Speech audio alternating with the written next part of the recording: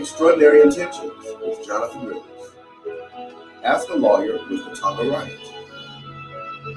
Legislative Updates with State Representative Carolyn Buell. K-Pasa with Tanya Batchelor. And of course, A View from a Pew with Wayne A. Hales, and so much more. And now, your host, President and Publisher of the Courier Echo Latino newspaper, Wayne A. Hales. Welcome to the CELT, the Courier Echo Latino newspaper's newest media source. We want to thank you for joining us today and want to remind you that we will be with you every Thursday at 2:30 p.m. Like many small businesses due to COVID-19 pandemic, we have been challenged to become more creative in reaching our customers. Today, what you are witnessing is the result of numerous meetings and discussions. With CEL TV, we're moving our publication to the next level and reaching an entire new audience of individuals through social media who we can continue to inform, inspire, and empower. I would like to thank Daryl Douglas with Zeridium Media for the great media presentations and videos that you've been seeing throughout the week, and also my production and studio engineer, LaDavion Bobby Harrelson, for working to make this broadcast possible. Today, we will be speaking with Mayor Skip Henderson regarding his stay-in-place order, and we'll also ask him about how he feels about the Governor Kemp's rescinding some of that. We'll also have a conversation with Pastor Valerie Thompson and finding out what her church is going to be doing. We have a special presentation. We have some young folks who put together a Did You Know? It's information about Black history, a moment in Black history. And today's presentation is going to be coming from Donovan Granville Jr. So we hope you enjoy it. Right now, we're going to welcome Mercedes Parham, who is the Communications Director with the Muskogee County School District. Mercedes, how are you doing?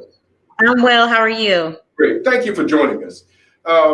Now, you're the Communications Director with Muskogee County School District, and of course, they've closed the schools now for the entire rest of the year. So what does that mean for you all? And when we get into the conversation, let's talk about graduation. I know a lot of parents want to know what's going to be happening with the graduation this year. So feel free.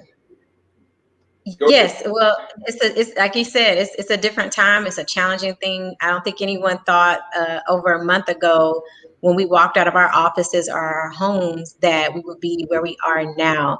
And so what we're facing is a new way of doing business, a new way of connecting and engaging with one another. And that includes student learning. The learning process has to continue. We have to keep students engaged. It's imperative so that we have an intelligent workforce that's prepared for this century and the next century to come. And so in doing so, we have developed so many partnerships, so many strategies to do as much as we can to be equitable, fair, and present information in a way where everyone can access it. And of course, there's challenges. There's challenges with trying to do online learning. There's challenges with providing printed packets, especially during a time where people are concerned about their health, concerned about their family members, and maybe experiencing lots of anxiety. So behind the scenes, we've had a lot of conversations about the best ways to deliver instruction and to make sure that students don't feel penalized about their grading process right now. And we've had a lot of support, especially from the State Department of Education and the U.S. Department of Education, who has presented waivers for accountability, which allows us to have more flexibility in the way that we're grading. So in Muskogee County, what we're not going to do, we're not going to penalize students for the grading period right now. We are going to allow grades to help our students. If the grades that they are turning in right now, the assignments can bump their grades from where they were as of March 12th on that last 9 weeks, then we're going to go for it. But if it's going to hurt our students, we're not counting that against them. So let me ask you this question. So am I hearing you say that everybody's going to pass? Nobody's going to fail this year? Teachers are passing everybody gets to graduate. There's no one's being penalized. No, we can't say that. Well, we can say we can't say that we do have, there are retention and promotion requirements. Okay. There are requirements that we still have to stick to. However, because the learning spectrum right now is so different and we're having to deliver it in so many different ways, we're not going to take a student's grade from this grading period who may have some challenges understanding the information. They may have exceptionalities and disabilities that need to be considered. They may not be in the best learning environment right now. They may not be in the best environment with their social emotional learning to totally experience what they need to. Okay. So let me ask you this question. What are you finding from what type of conversations are you having from parents or some students? Do they like this process or not?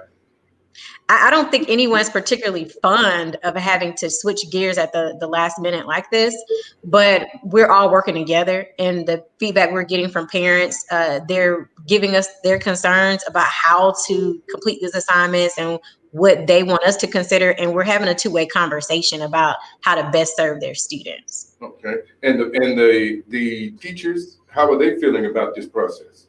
The teachers have taken on a heavy workload, Mm-hmm. but teachers, as you may not be surprised by this, they are so concerned about their students, and their ultimate goal for our teachers is to make sure their students are getting what they need. So they are highly concerned about their students, how to stay in contact with them, how to make sure they're taken care of, not just for grading purposes, but are they being fed? Mm-hmm. Socially, are they okay? Do they have a safe place to learn? Do they have a safe place to be each day when they're not in their grasp? So it's a right now, the word I would use to describe what's happening is it community. We're experiencing community in a different type of ecosystem and in real time, and we're having to pivot very quickly. I'm hearing now, I know a lot of community organizations are going down and helping distribute food. That's part of what you all are doing too, correct? That's correct. Right. So I know a lot of organizations are helping out in that regard. So that's probably helping you all out a lot. Talk about this graduation. Now I understand that I think it's St. Anne's, Pacelli's, they're going to have right now they're going to have a graduation ceremony. We'll see how long that works. But what about Muskogee County? Are they going to change right now? I think there's going to be a virtual graduation, and then there may be one that they can go to. What's going on with that? We are continuing with the plans that we presented for the virtual graduation on May 22nd. All schools are putting together a way to celebrate their students in real time. And then we are hoping that we can continue with the in-person graduations July 21st to the 25th. But again, we don't know. We're kind of going week by week, month by month to see what the health conditions will allow us to do safely. Okay. I know it's a hard time for some graduates because, they're going to miss out. They missed out on the prom. They're going to miss out on walking across the stage. But, like you said, we're living in those times when what's more important, to walk across the stage or you're going to be concerned about your life. So I think the Muskogee County School District is doing a great thing. Anything else you'd like to share with us? We just want our parents to know that we understand the concerns you have, and we're open to hearing what concerns you have. And the best way to get in contact with us, if you're not sure who to contact, is communications with an S at muskogee.k12.ga.us. We're on Facebook, Instagram, Twitter, LinkedIn, and you can catch a lot of our videos on YouTube. But there's many ways to get in contact with us. Try to stay up to date with the information we're putting out. On our website, we have a landing page dedicated to COVID-19 information that has a lot of really critical numbers if you need 24/7 access for any type of crisis situation. If you need some additional materials for your student learning, there are some free resources. If you're looking for free internet, if you're looking for ways to stay connected, there's a lot of information on there. So I encourage everyone to go to the landing page and get familiar with that. Now, one thing you brought up, and I want to make sure the parents understand, there is internet available for all students. Is that correct? Can I say that? No, unfortunately, I can't say that with confidence. We have had a lot of private companies, internet service providers step up and open their free Wi-Fi hotspots. But we do have some areas of town that don't have Wi-Fi connection altogether, not just based on whether or not they have an internet service, but there may not be connectivity, which was the reason we provided those printed packets for instruction. Okay, and they've been, and the parents have been notified of that. Yes, absolutely. All right. Well, thank you, Mercedes. I really appreciate that. And hopefully sometime in the near future, if you have more information you'd like to come on and share with us, we look forward for you doing that.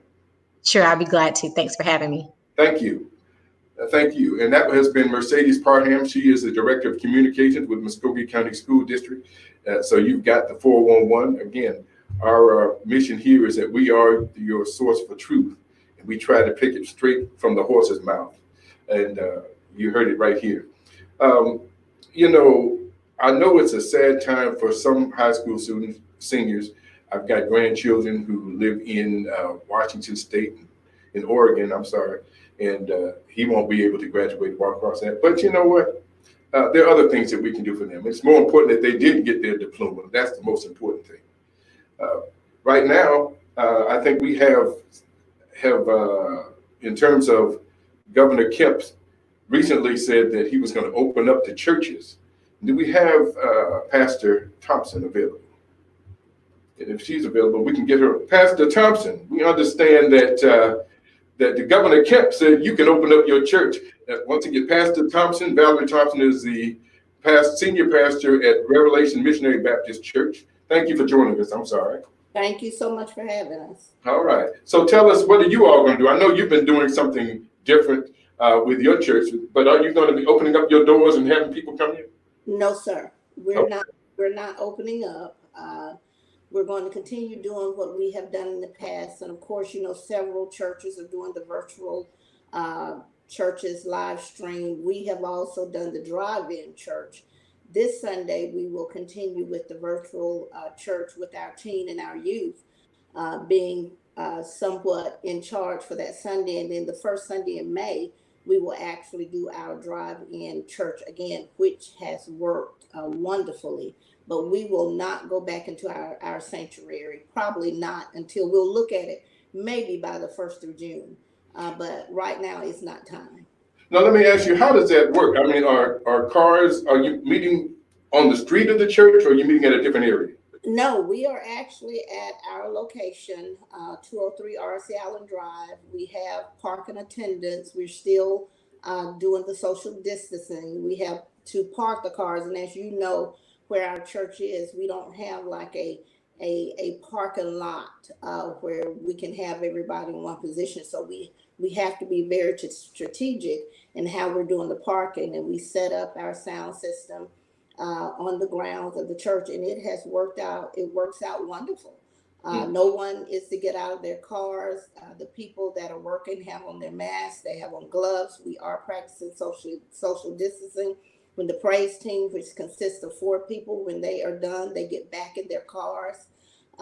Whatever we need to do to keep the congregation safe, that's what we're doing. Okay. Now, you know, I'm a PK, and I know it takes money. So I don't want to start no mess, but are you collecting tithes and offerings? Let me say this, Wayne.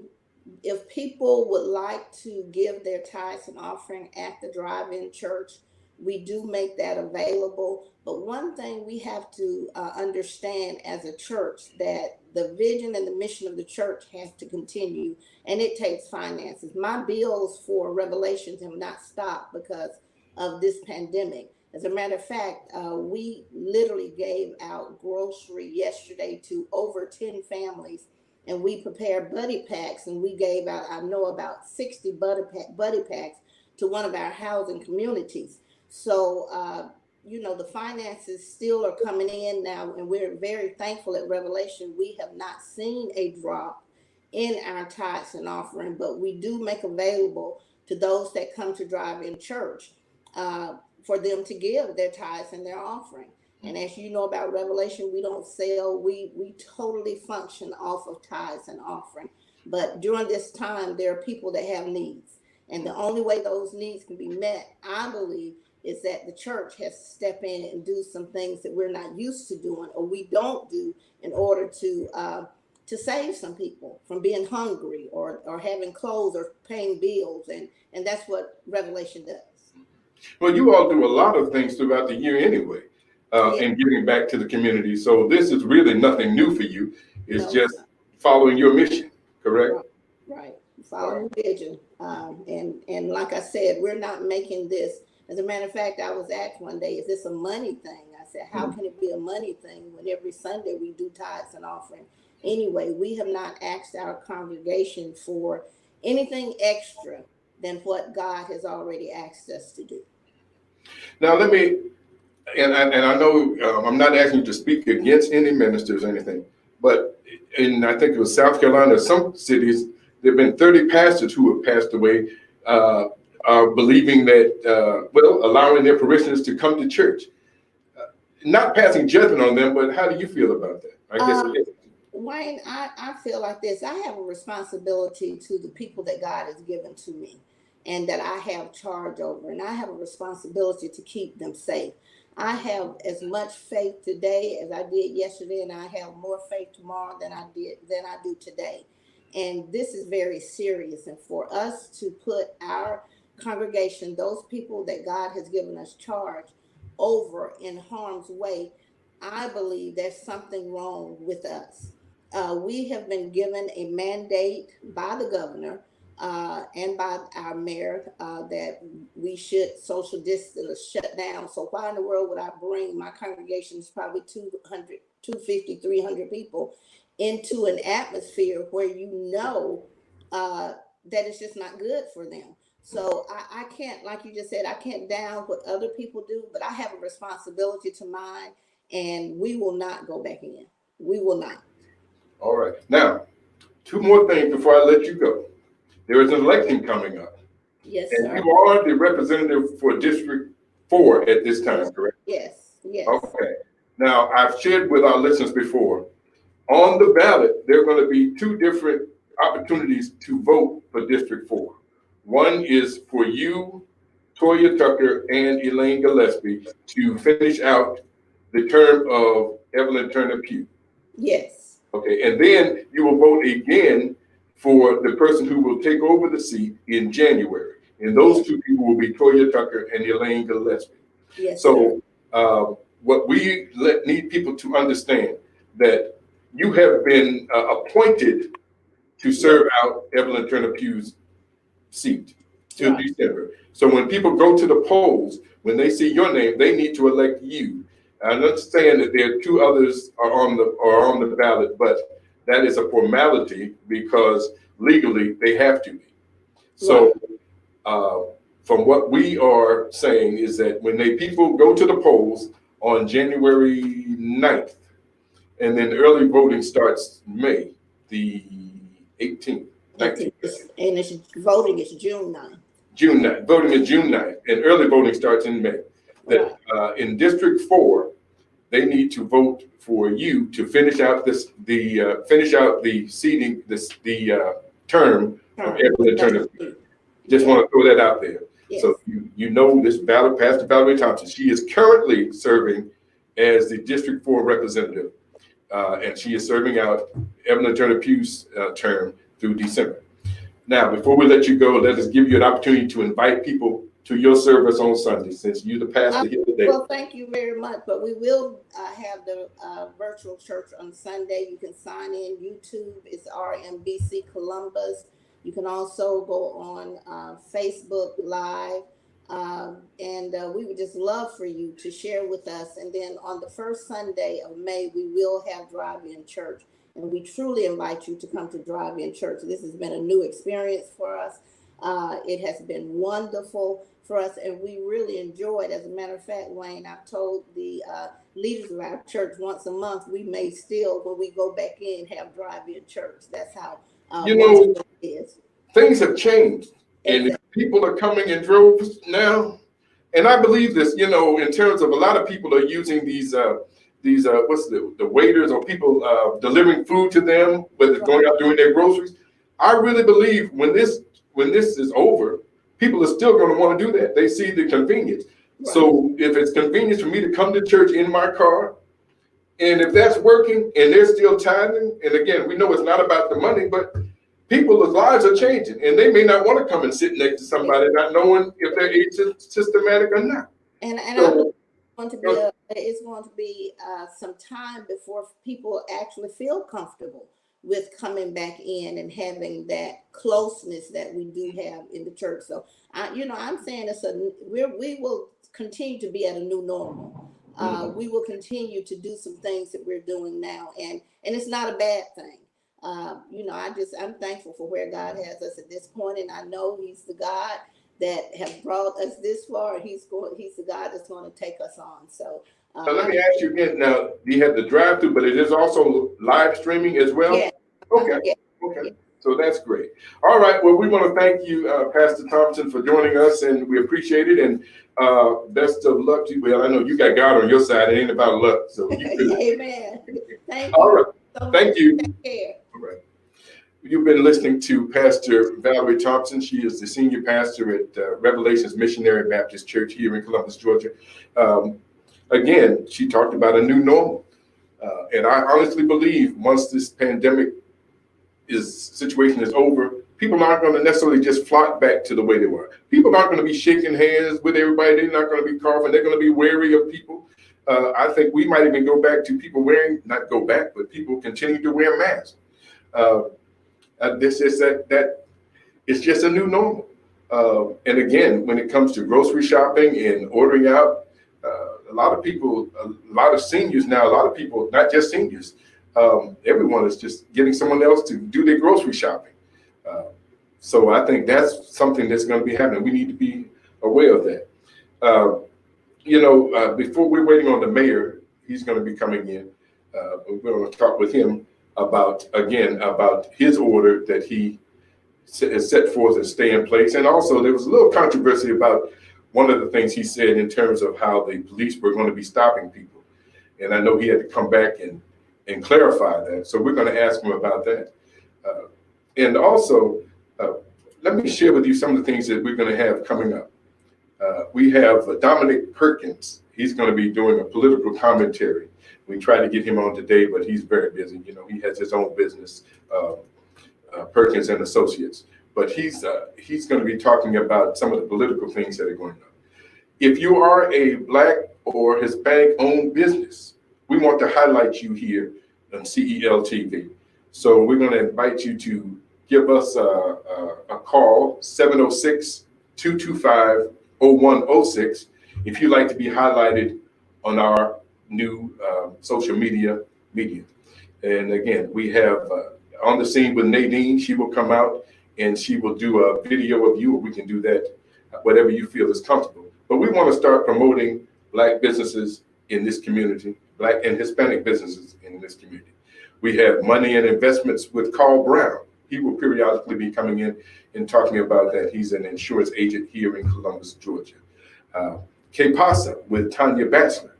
She is our Hispanic reporter, so she'll be coming in and talking about that. So there's so many things that, we have Jonathan Rivers, who is a great motivational speaker, who's going to be coming in periodically and giving us some motivational commentary. So those are the type of things that we're going to be looking forward to doing as we move forward on CEL TV. Again, we thank you for coming. Thank you for joining us, and we look forward to you continuing to be with us every Thursday at 2:30. Now, keep in mind, we are not discontinuing our newspaper. All right, we will continue to print our newspaper, and as a matter of fact, we are starting to go weekly. As due to the coronavirus and the pandemic, a lot of our distribution sites have shut down. So until they do that, we are posting our papers online, and you can get that at couriernews.org. Okay. Now I do believe we have the mayor with us. Okay, let's bring in Mayor Henderson. Hey, Wayne. Oh, give me a minute. Hey, Mayor, how you doing? I'm well. I hope you are. All right. There we go. Everything well with you? It's going pretty well. I'm actually, I normally go into the office every day, but I'm working from home today. I figured with the bad weather and getting an opportunity to visit with you, I just sit tight. All right. Well, thank you so much. Yes. Let's talk about, you have an order in already, or stay in place, and then the governor came in earlier this week with some changes to that. Just talk about that and how you feel about that and where you are in terms of the mayor of this community. Yeah, well, actually, we started back in late February. We were a little bit out in front of it, which was by design. So I think that's contributed to us kind of flattening our curve a little bit. But we kind of incrementally increased it. We didn't ever really have a shelter-in-place order locally, but we did have some restrictions on how businesses should operate, and they followed the CDC guidelines. And when the governor implemented his shelter-in-place order, one of the sections of his order said it supersedes all local orders. So ours became pretty much ineffective. Now, he continued with the shelter-in-place, and it still is in effect, actually, through April 30th. But he did state earlier this week that he wanted to begin to reopen the economy. Mm-hmm. So there are a number of businesses that he touched on that would be allowed to reopen. They include hair salons, massage parlors, gyms, as of tomorrow.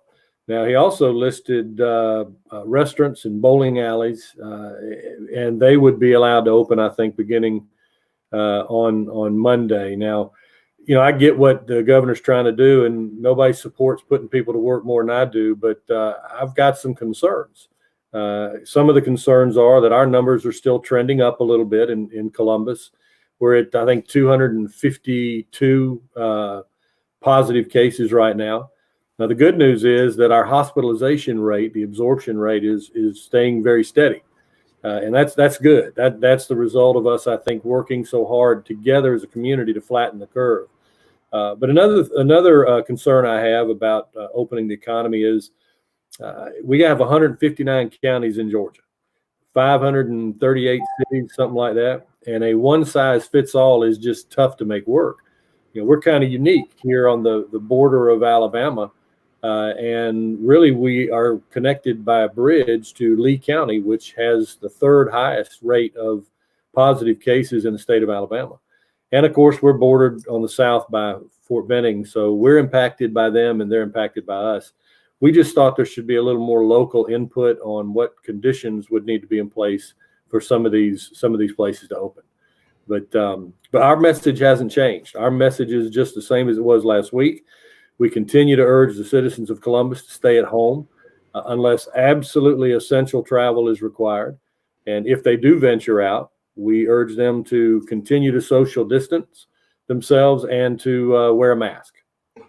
One of the I won't say controversy, but some of our readers had a concern because they thought that that what was going to be happening is the police were going to be stopping everybody. And so clarify, I know you came back, you clarified that, but can you help us in clarify? Yeah, it doesn't happen often, thank goodness, but as my wife will tell you, it has happened enough. Where I hear that message in my head and I think it's so solid, and by the time it gets out of my mouth, I didn't even realize it happened. I'm going, man, that's not at all what I intended folks to get out of that. No, what we were trying to do was remind people that it is an executive order from the governor of the state of Georgia. And as such, it does carry the weight of law. However, I can promise everybody who drives in Columbus, under no circumstance are you going to ever be pulled over just to ask you where you're going. No road checks, no roadblocks, no stop and checks. And I think that's what people were concerned about. And I just felt terrible that that's the impression they got from what I said. And actually, I went back and listened to it again, and it wasn't their fault. It was mine. It was the way I phrased it.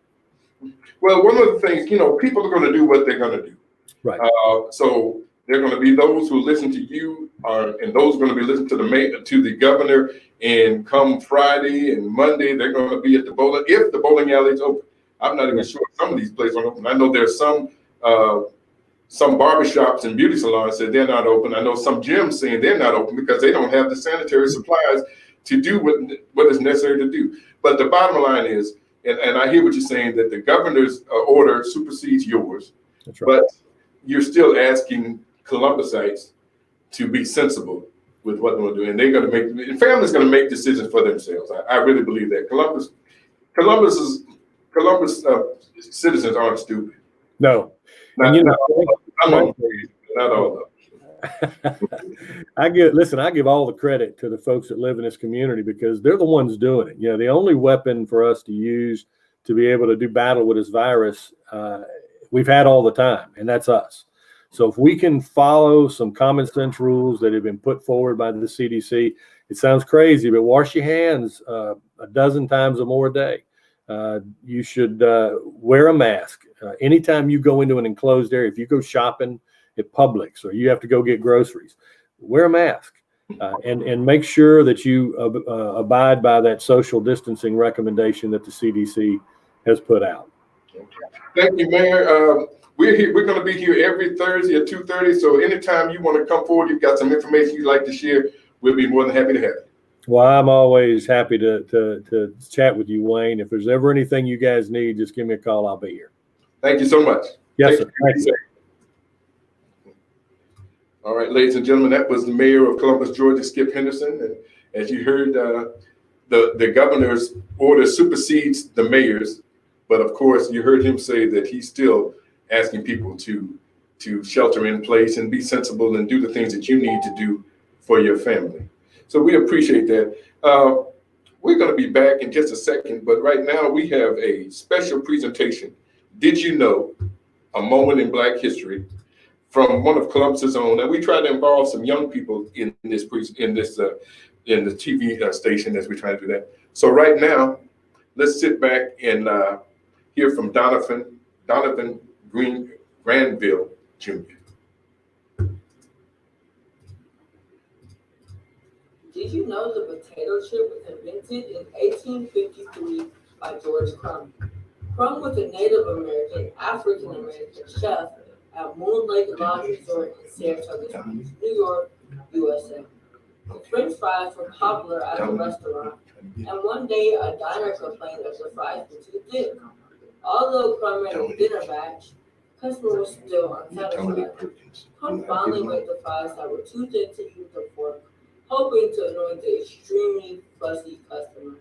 The customer was surprisingly enough happy, and the potato chips were invented. Crumb's chips were originally called the Saratoga chips and the potato monkeys. They were soon packaged and sold in New England. Crumb later opened his own restaurant. I am Donovan Granville, and this has been Did You Know? A Moment in Black History. Barbara, can you pull up that picture of George Crumb? If you understand that George Crumb, you know, there are a lot of inventors and that all of things that African Americans have invented. And coming up, this is a picture of George Crumb. He is actually, as Donovan said, he was the inventor of the potato chip, all right, in Saratoga, New York. So the next time you chew on a Lay's or Ripple chip, then think of George Crumb, all right? Man, you're going to be learning a lot of things about what's going on in Black history. And so right now, I think we're going to have another young man, Dominique Perkins, will be coming on. So we're going to talk a little bit. Hopefully we'll be able to get him on. Again, Dominique Perkins is a political consultant here in Muskogee County, and his company is called Perkins and Associates. We wanted to get him on because he's got some opinions and he's well connected with the state. I think he's with the Democratic Party with the state of Georgia, and he's really concerned about this stay-in-place order and what's going on here. In the meantime, let's talk about some things. You know, let's talk politically. Now, next week we're going to have Nancy Warren on. She is the Director of Elections and Registration. She's going to talk with us about all that's going on with the elections. You know, they've changed the date twice. Talk about absentee ballots and that. So I think it's important. Now, please keep in mind, we cannot let this COVID-19 suppress our vote. All right. I know people don't want to go and stand in line. Okay. But if you have to, in the absentee ballot, I'm going to tell you, whatever it takes, okay, you need to stand in line like y'all was standing in line for them chicken sandwiches at Popeyes. I'm sorry, I don't want to offend nobody, but y'all was lined up all down there by on Whitten Road all the way down past Davis Broadcast, okay, all around the corner for chicken sandwich. So when it comes to the election on June 9th, you need to do the exact same thing. And if you got to wear a mask, you got to wear a garbage bag, something to cover you. I don't care if you wear, whatever it is, we need to get out and vote. We're going to talk with Nancy Bourne next week about the absentee ballot. First of all, there was some confusion about the machines. So now we add that on. I think that people pretty much understand what's going on with that. But now we have the problem with COVID-19, and I promise you, please, do not allow COVID-19 to suppress your vote. We need to get out and vote. And I understand there's an election in November for president, but for me, all the politics are local. We have some things going on right here in Columbus, Georgia that we'll talk about next week. Are we ready? We're still trying to pull in Dominique. Again, please stay tuned to this channel. We will be broadcasting live every Thursday at 2:30, and it will be broadcast on YouTube, live on YouTube, and live on Facebook. Right now, I think we've got Dominique Perkins. We can pull him up right quick. Dominique. How's it going? Hold on 1 second, Wayne. Sorry about that. You're supposed to know how to do this thing, man. Sorry. Sorry, All right, we ready? Yep. Okay. Hold on. This is Dominique Perkins with Perkins and Associates. I got to give him a plug. Now, he's a consultant. If you want to know, if you are a politician and you are trying to run for office, this is the numbers, man. I always say that. I mean, he's got the numbers, and he's a young man, but he knows what he knows. So if you go to anybody else and you lose, that's why. So, Dominique, I've been watching and listening and reading your comments on Facebook, and you're well connected with the political landscape in the state. So tell us a little bit about what you're doing, where you are in the state in terms of your organizations. Just everything I'm doing. Okay. Well, I'm. You mentioned the consulting work I do, so I work on a bunch of different campaigns. I've done some work. I've done U.S. Senate races, work for Congressman Bishop pretty regularly on with his congressional campaigns, a bunch of local races. I'm also the affirmative action chair of the Democratic Party of Georgia, so I serve on the executive committee of the state party, and also, of course, work with the local party. So.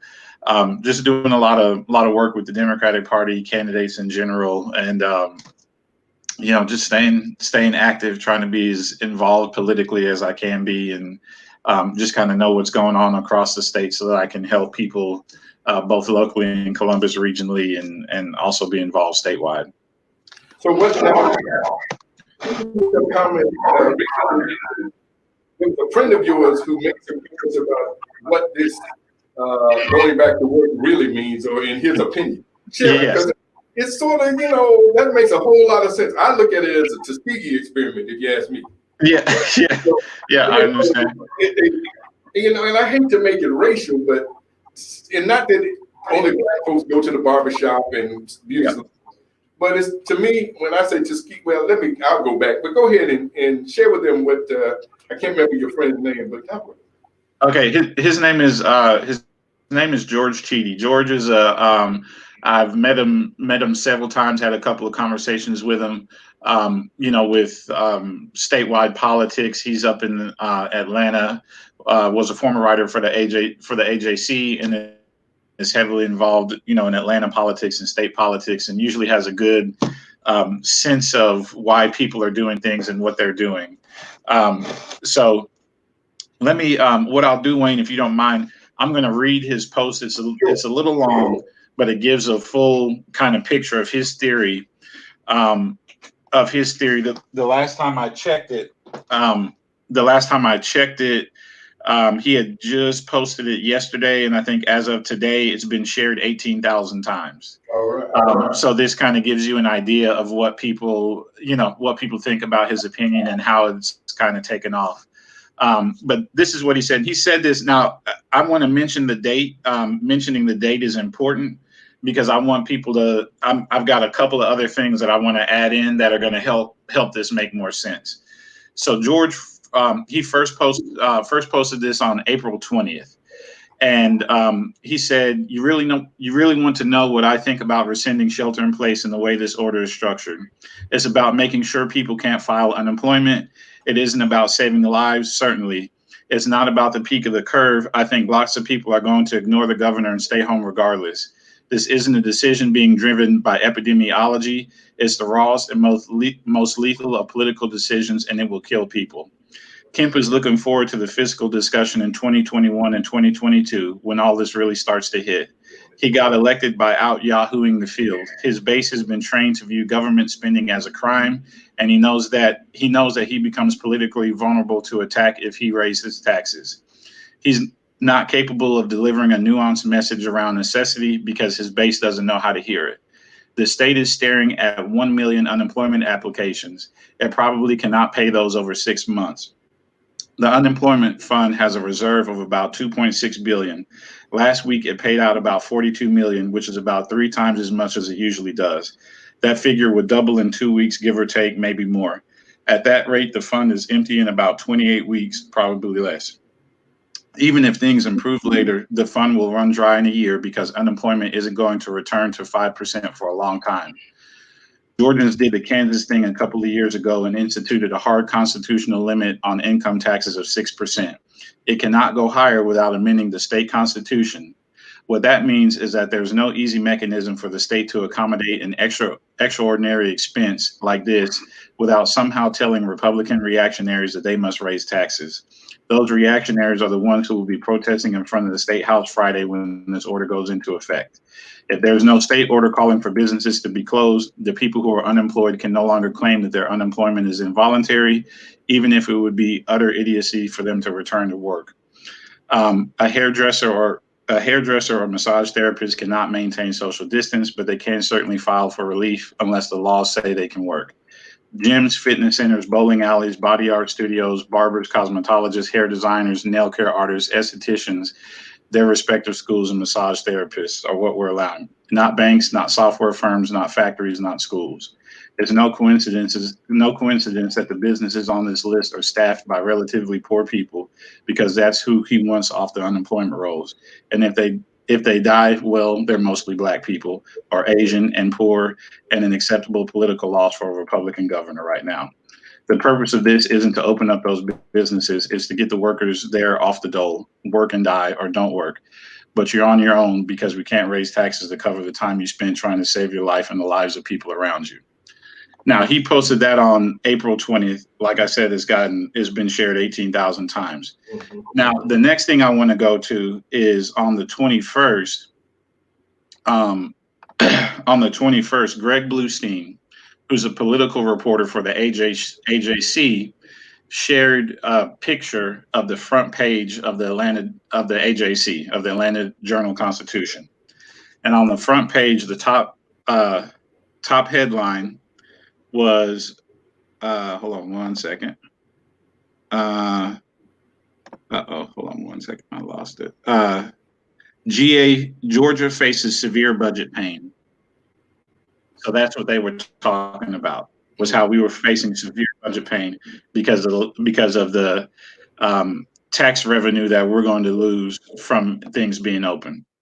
Now, the other thing I want to add is now today we have an article from the AJC because there's been a lot of discussion about how this is going to impact unemployment. Because at first the Kemp administration, Mark Butler, who's the labor commissioner, was saying that people still would have the opportunity to file for unemployment if they wanted to, if they're being forced to go back to work and they don't want to. But this is from a labor lawyer with Amanda Farhani, who's an Atlanta labor lawyer. She said if their employer reopens and insists, talking about workers, if an employer reopens and insists that workers return to work, even if the employer does not feel safe, the law does not consider them unemployed.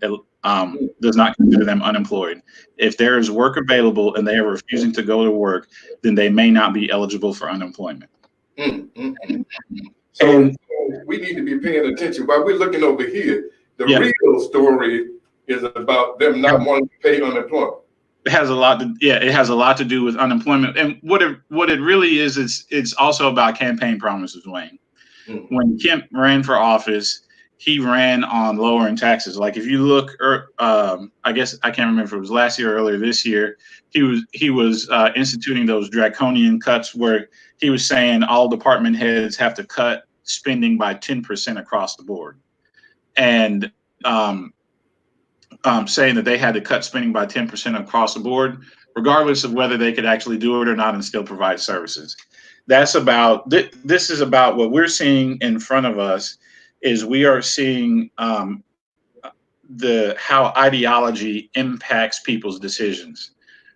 For a small government Republican like Kemp, he wants to do whatever he can to shrink the size of government, and in turn, shrinking the size of government means people pay less taxes. And so in this case, he's been saying he wanted to lower taxes. We are at a point where not only are we are definitely not going to be lowering taxes, and we may be at a point where we have to raise taxes. And as George said in his post, for them to raise taxes, it's going to be very difficult for them to do. It's not going to be difficult. They'll be able to pass it. But it's going to require a constitutional amendment. And when they do that, Republicans are going to take a hit because they have been making promises to lower taxes, and now they're going to have to do a constitutional amendment in order to be able to increase taxes. So this has a lot to do with ideology. It has a lot to do with unemployment. It has a lot to do with business. What I do not think it has a lot to do with is helping to save small businesses. Because the reality is, Wayne, I have concerns, just like the mayor mentioned earlier. I have serious concerns about people going out to certain types of businesses. I do. I don't see how, excuse me, I saw some of the guidelines that were put forward for barbershops and beauty salons and those types of places. They were guidelines. The only real requirement I saw was that the people working have to wear a mask. The rest were guidelines, but you would have to follow pretty much all of those guidelines to be 100% safe in that type of setting. And those guidelines right now, just based off of the resources that you would need to do it, sanitation equipment, masks for everyone who comes in, face shields for people who are working, dividers between the different employees, keeping employees 6 feet apart, having people wait outside and only taking appointments. That stuff is not readily available. It would be almost impossible for a barbershop to follow all of those guidelines, or for a beauty salon to follow all of those guidelines. And just because there's a short supply of the goods they would need in order to do it. So it's almost as if my feeling is Kemp is kind of giving people an opportunity to go out and say, hey, you can give it a shot if you want to. You know, here's guidelines, but it's basically on you. But my thoughts are, and this is only, anecdotal, of course, just based off of what I'm seeing online and from the people I'm having conversations with. I don't think there's going to be a mass amount of people who are just going to suddenly go out on Friday and, go to a bowling alley or something like that. So allowing these places to open up so soon when it's, sorry about that. I got a puppy around here, Wayne, so apologies. Try to jump up here. But I don't know that there's going to be a mass exodus of people who are going to run out overnight anyway, particularly as the mayor mentioned, when our numbers are continuing to increase, coronavirus is continuing to get higher. And when it comes to coronavirus, Wayne, we're kind of, I don't know how many, I haven't checked how many tests are being done a day, because there doesn't seem to be much clarity on how much testing we're doing per day, specifically in Columbus. But based on our population size, in the last estimate I saw an estimate a couple of days ago on the news where they said they thought roughly over 2,000 people had been tested, which would be, for Columbus, that would be, that's a small number. That's what, 1% of the population. That doesn't tell us. That tells us next to nothing about how bad the virus is actually spreading in Columbus. So this decision is being done relatively blindly. So I have serious concerns about it, and I just hope that people will go out. For the people who do go out, I hope that they'll be safe, and that they'll do the right thing. All right. Well, I appreciate you. And again, you are one of our featured columnists and reporters. So whenever we'll have you on periodically, okay, because we know you got the goods. You know what's going on. So we want to thank you for being able to come in. I know you're busy. Thank you. Make some money. Okay. Thanks for having me, Wayne. I appreciate you. All right. All right. That's been Dominique Perkins. He is Perkins and Associates, a consultant, political consultant. He has a finger on the pulse of the community and the state of what's going on around. As he shared with you, this is a lot about not wanting to raise taxes. So, regardless of that, everybody wants to make money. Everybody wants to get back into their normal. But you can't spend money if you're dead. Let me just put it out there. So, all I'm asking you folks, be safe out there. All right, we're about to close it out, but before I go, I'd like to share with you a view from a pew. First of all, before I do that too, I want to thank Dominique Perkins for coming on. Thank the mayor, Skip Henderson, for being with us. Pastor Valerie Thompson from Revelation Missionary Baptist Church, and Mercedes Parham from the Muskogee County School District. Every week, we're going to be bringing to you the source. We're not going to be sitting back talking about what we think we know and all like that. So we don't do gospel innuendo. We don't do fake news. And if you want to know what's going on, you can tune in every Thursday right here on CEL TV. And now, if you please, my organist, are we ready for my view from a pew? Are we ready? Just a little something that I've been thinking, and hopefully, I don't know, obviously he doesn't have my music right. Bobby, what we gonna do now? That's my engineer's name. And he's having some difficulty. You go to iTunes, is there a problem? Here we go. Can you turn that up? I don't know if I can hear that. Can we go together in prayer, please? Lord have mercy. Oh, Prince of Peace, my Alpha and Omega, I've got a prayer for you today. Most gracious and everlasting Father, precious Lord, hold my hand. I know that's not the way the song goes. I know it's take my hand, but you have to hold my hand, Lord, because this stay in the place with these children running around here, with school being out, is getting on my last nerve. Now, I heard a young lady on YouTube earlier talk about how she would have some problems. I can agree that this is a terrible, terrible thing. You know, I love the children. I love my grandkids. But, you know, they causing me some problems, Lord, up in my house. I'm trying to say, first of all, I don't know this schoolwork. All right, they talking about this core math. Lord, I'll tell you, I don't know about this core math. I know 2 + 2 = 4. I know how to carry over. But this thing they got to explain, I don't know about. I told children, they come to me. I know I'm smarter than a 5th grader. But I had to tell you, better go ask Alexis or Siri, somebody, because Wayne just don't know. But my problem, though, is that these children are causing me some major problems. Now, their mother drops them off. There's 2 of them that they drop off. And I'm going to tell you right now, she's going to end up picking up one. Because a couple of these folks, when they go to the restroom, they pee it all over my seat. Okay? Don't you have no direction? I don't understand it. They're using up all my toilet paper, all my paper towels. And then they eat me out of house and home. Now, there's only 2 of us here, my wife and me, and my sister-in-law living with us. We've grown accustomed to some certain things. And we like to have food in the refrigerator. Now, my wife, the grandmother, she's no better, all right? Because I came in one day expecting to eat me some of my Haagen-Dazs ice cream and I love these Ripple jalapeno peppers, potato chips. I walk in the house, And these children are sitting at the table with bowls of my ice cream and bowls of my chips.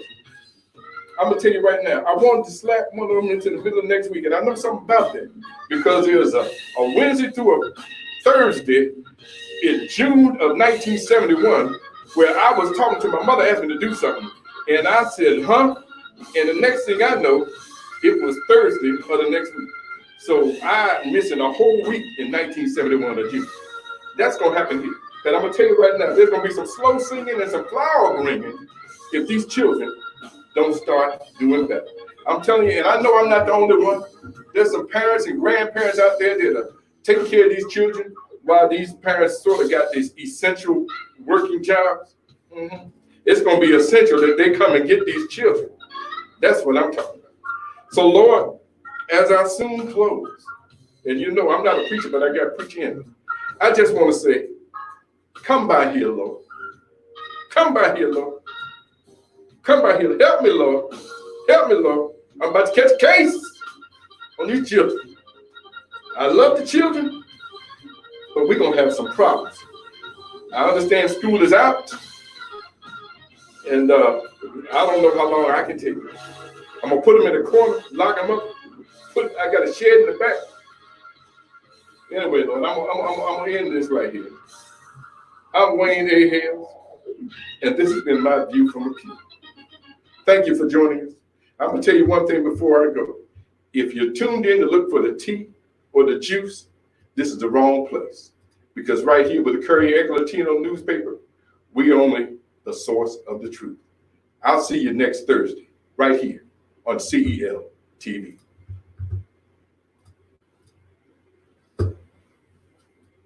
Informative,